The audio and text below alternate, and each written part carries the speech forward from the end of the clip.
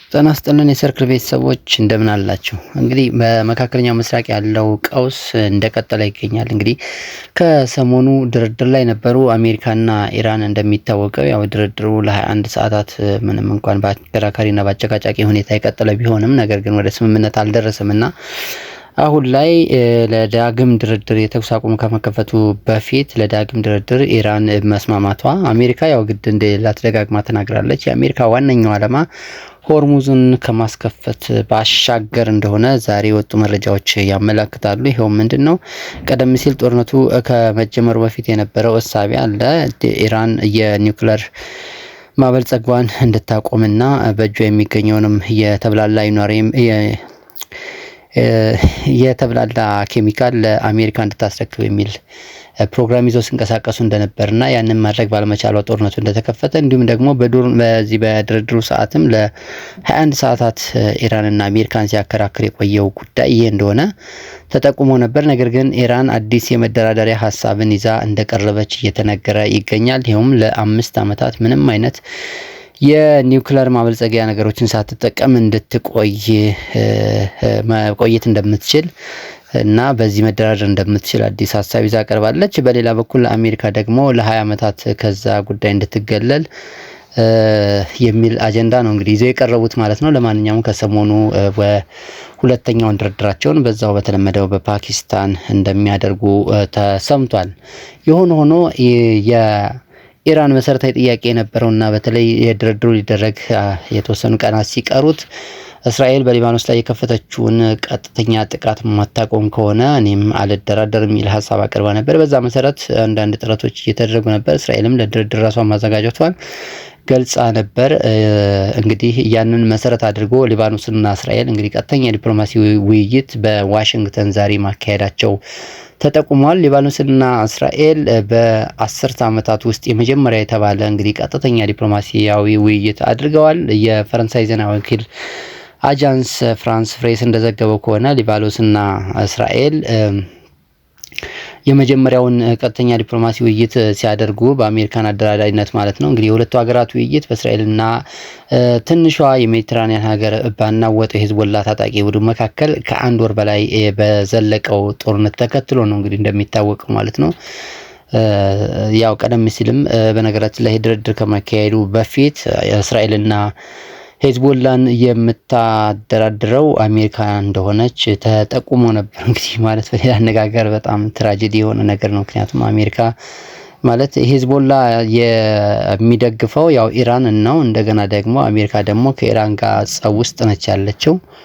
ለኢራን ማለት ኢራንን የወጉትን ሁሉ ነው እየተዋጋ የሚገኘው ሂዝቦላ። በምን አይነት አግባብ አሸማጋይ ሆነ አሜሪካ እዚህ ጋር ቀርባ ልታደራድር እንደቻለች አስገራሚ ነው። የሆነ ሆኖ የዜና ምንጩ አንድ የአሜሪካ የውጭ ጉዳይ ሚኒስቴር ባለስልጣን ጠቅሶ እንደዘገበው የእስራኤልና የሊባኖስ መንግስታት በእስራኤል ሰሜናዊ ድንበር ላይ ዘላቂ ጸጥታና ደህንነትን ለማረጋገጥ እንዲሁም ሊባኖስ ግዛቷን እና የወደፊት የፖለቲካ ጣፋንቷን በኢራን ከሚደገፈው ሂዝቦላ ለማውጣትና ለመቆጣጠር ሁለቱ ሀገራት ተገናኝተው ውይይት አድርገዋል። እንግዲህ ማለት አሁን ላይ ከእስራኤል ጋር እየተነጋገረ ያለው የሂዝቦላ ሳይሆን የሊባኖስ መንግስት ነው። በሊባኖስ መንግስትና በሂዝቦላ መካከል ያለው ደግሞ ያው ይታወቃል አቻዊ ግንኙነት ያላቸው ናቸው። ሀገር እያስተዳደረ ያለው ዓለም አቀፋዊ እውቅና ያለው የሂዝቦላ ሳይሆን የሊባኖስ መንግስት ሆኖ ሳለ ነገር ግን የሊባኖስ መንግስት ራሱን ሂዝቦላ መቆጣጠር ስላልቻለ እንግዲህ ለዚህ ጣፋንታ ተዳርጓል ማለት ነው።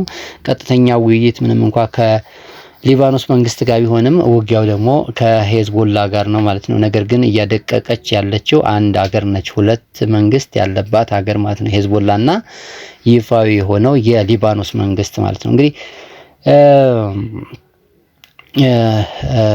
በእስራኤል ሰሜናዊ ድንበር ላይ ያለችው ይቺው ሊባኖስ ዘላቂ ጸጥታና ደህንነትን ለማረጋገጥ እንዲሁም ሊባኖስ ግዛቷንና የወደፊት የፖለቲካ ጣፋንታዋን በኢራን ከሚደገፈው ሂዝቦላ ለማውጣት እና ለመቆጣጠር ሁለቱ ሀገራት እንግዲህ የመጀመሪያ የተባለው ምክክር እያደረጉ ይገኛሉ። የአሜሪካ የውጭ ጉዳይ ሚኒስትር ማርኮ ሩቢዮ ከአሜሪካ የእስራኤል አምባሳደር ከዩቺኤሊ ሌተር እንዲሁም በአሜሪካ የሊባኖስ አምባሳደር ናዳ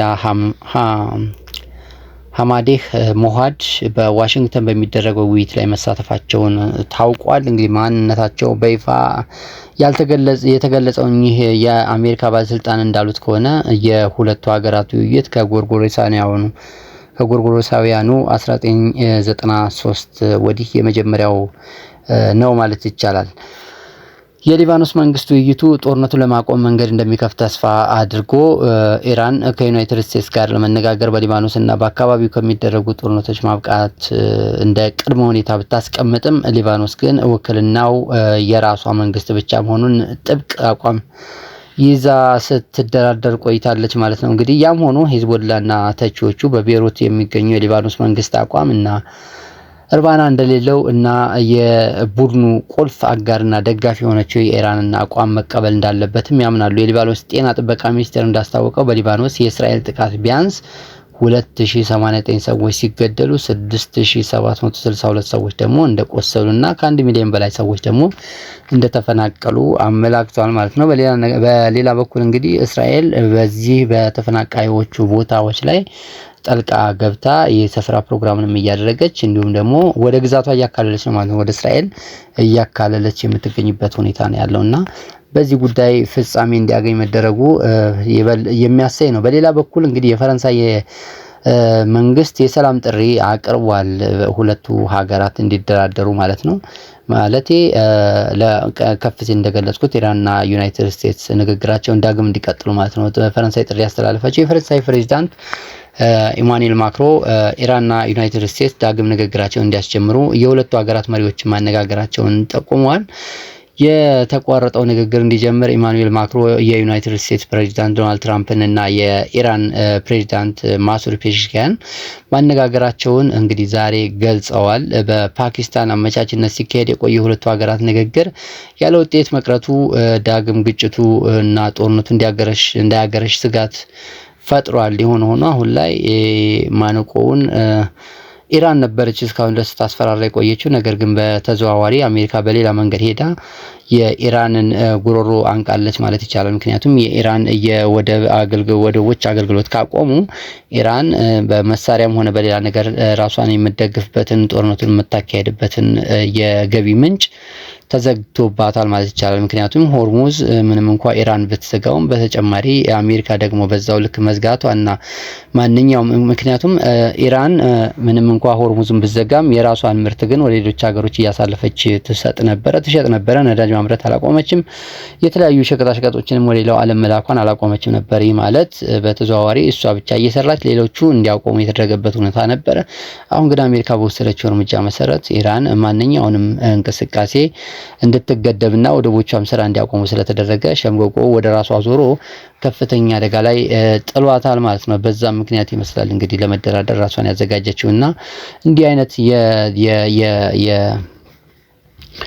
የሶስተኛ ወገን ሀገራትን ጥሪ ለመቀበል የተገደደችው ማለት ነው። እንግዲህ ዩናይትድ ስቴትስ እና የኢራን ፍጥጫ የመላው ዓለም ኢኮኖሚን በብርቱ አናግቷል ቢባል እንግዲህ ስህተት አይኖረውም ማለት ነው። 5% የሚሆነው የዓለም የነዳጅ ምርት የሚተላለፍበት ሆርሙዝ በመዘጋቱ ምክንያት እንግዲህ ዓለም ምን ያህል ቀውስ ላይ እንዳለ አልፎም ኢትዮጵያችን እንኳን ምን ደረጃ ላይ እንደደረሰች የሚታወቅ ጉዳይ ነው። እንግዲህ ኢራን ደግሞ ሰሞኑን በተለይ የአሜሪካ ፕሬዝዳንት ዶናልድ ትራምፕን ዛቻ ተከትሎ ኢራንም ቀይ ባህርን እንዘጋለሁ፣ የባብኤል መንደብ እንዘጋለሁ ማለቷ ደግሞ ሌላ ውጥረት አስከትሎ ነበር። ሆኖ በዛ መንገድ የምትገፋበት አይመስልም። ምክንያቱም የተገኘው የተኩስ አቁም ስምምነት ፋታ የሰጠና የሰላምን አስፈላጊነት በእውኑ ያረጋገጠ ይመስላልና ኢራን ወደማትወጣው አይነት ሁኔታ ውስጥ እየገባች መምጣቷን ሳትቀበል እየቀረች አይመስልም። እንግዲህ በሌላ በኩል አውሮፓ በዩክሬን የሰላም ስምምነት መሳተፍ እንዳለባት እንግዲህ ጀርመን ገልጻለች። ምክንያቱም አጠቃላይ ዓለሙን የተቃወሰው እንደሚታወቀው ከ4 ዓመታት በፊት